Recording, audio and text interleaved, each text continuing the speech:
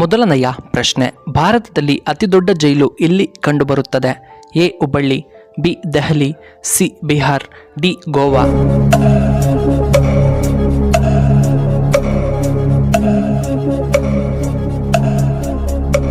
ಇದಕ್ಕೆ ಸರಿಯಾದ ಉತ್ತರ ಆಪ್ಷನ್ ಬಿ ದೆಹಲಿ.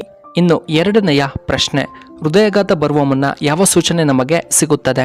ಎ ಅಧಿಕವಾದ ಹೊಟ್ಟೆ ನೋವು, ಬಿ ಬೆವರು, ಸಿ ತಲೆನೋವು, ಡಿ ವಿಪರೀತವಾದ ಎದೆನೋವು ಕಾಣಿಸಿಕೊಳ್ಳುತ್ತದೆ.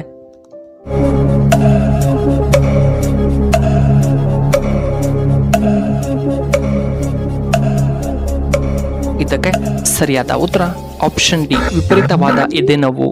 ಇನ್ನು ಮೂರನೆಯ ಪ್ರಶ್ನೆ, ಯಾರು ಎಳನೀರನ್ನು ಕುಡಿಯಬಾರದು?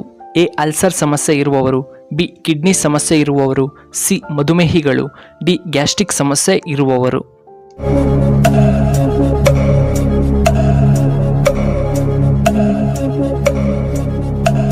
ಇದಕ್ಕೆ ಸರಿಯಾದ ಉತ್ತರ ಆಪ್ಷನ್ ಬಿ ಕಿಡ್ನಿ ಸಮಸ್ಯೆ ಮತ್ತು ಮಧುಮೇಹಿಗಳು. ನಾಲ್ಕನೆಯ ಪ್ರಶ್ನೆ, ಶುಂಠಿಯನ್ನು ಬಿಸಿನೀರಿಗೆ ಹಾಕಿ ಕುಡಿಯುವುದರಿಂದ ಏನು ಉಪಯೋಗ? ಎ ತೂಕ ಇಳಿಕೆ, ಬಿ ಕಿಡ್ನಿ ಸಮಸ್ಯೆ ನಿವಾರಣೆ, ಸಿ ಮಧುಮೇಹ ನಿವಾರಣೆ, ಡಿ ಕೊಲೆಸ್ಟ್ರಾಲ್ ಕಡಿಮೆಯಾಗುತ್ತದೆ.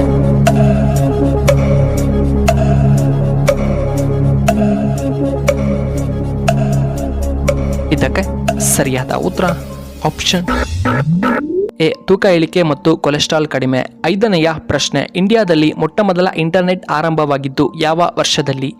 A 1995, B 1994, C 1998, D 1997.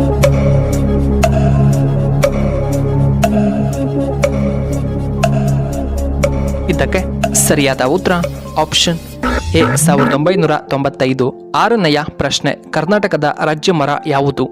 A ಆಲದ ಮರ, ಬಿ ತೆಂಗಿನ ಮರ, ಸಿ ನೀಲಗಿರಿ ಮರ, ಡಿ ಶ್ರೀಗಂಧದ ಮರ.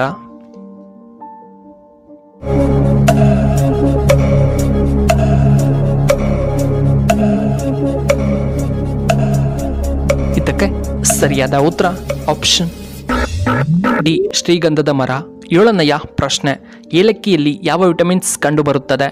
A vitamin K, B vitamin A, C vitamin C, D vitamin B.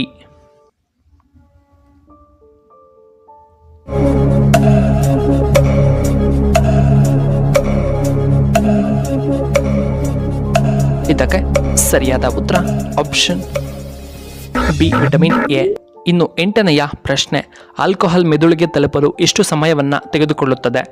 A 5 ನಿಮಿಷಗಳು, ಬಿ 10 ನಿಮಿಷಗಳು, ಸಿ 8 ನಿಮಿಷಗಳು, ಡಿ 4 ನಿಮಿಷಗಳು.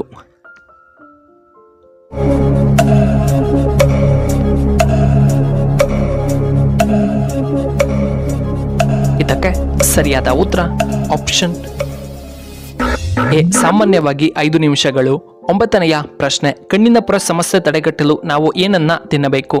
ಎ ತರಕಾರಿಗಳು, ಬಿ ಮೀನು, ಸಿ ಮಾಂಸ, ಡಿ ಸೊಪ್ಪು.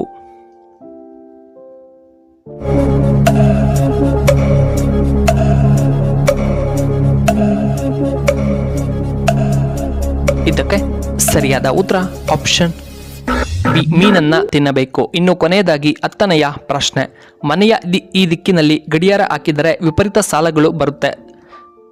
ಎ ಪಶ್ಚಿಮ ದಿಕ್ಕು, ಬಿ ಉತ್ತರ ದಿಕ್ಕು, ಸಿ ಪೂರ್ವ ದಿಕ್ಕು, ಡಿ ದಕ್ಷಿಣ ದಿಕ್ಕು.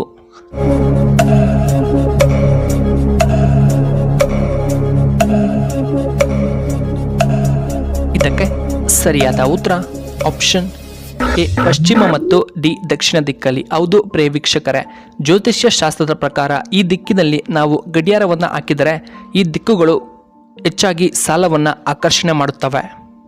ವೀಕ್ಷಕರೇ, ನಿಮಗೆ ಈ ವಿಡಿಯೋ ಇಷ್ಟವಾದರೆ ದಯವಿಟ್ಟು ಲೈಕ್ ಮಾಡಿ, ಹಾಗೆ ಶೇರ್ ಮಾಡಿ, ಹಾಗೂ ಇಂತಹ ಹೆಚ್ಚಿನ ವಿಡಿಯೋಗಳಿಗೆ ನಮ್ಮ ಚಾನಲ್ನ ಸಬ್ಸ್ಕ್ರೈಬ್ ಮಾಡ್ಕೊಳ್ಳಿ. ಹಾಗೆ ಪಕ್ಕದಲ್ಲೇ ಇರುವ ಬೆಲ್ ಬಟನ್ನ ಆಕ್ಟಿವೇಟ್ ಮಾಡ್ಕೊಳ್ಳಿ. ಆಗ ನಾವು ಯಾವುದೇ ಹೊಸ ವಿಡಿಯೋ ಅಪ್ಲೋಡ್ ಮಾಡಿದರೆ ನೋಟಿಫಿಕೇಶನ್ ಬರುತ್ತೆ. ಧನ್ಯವಾದಗಳು.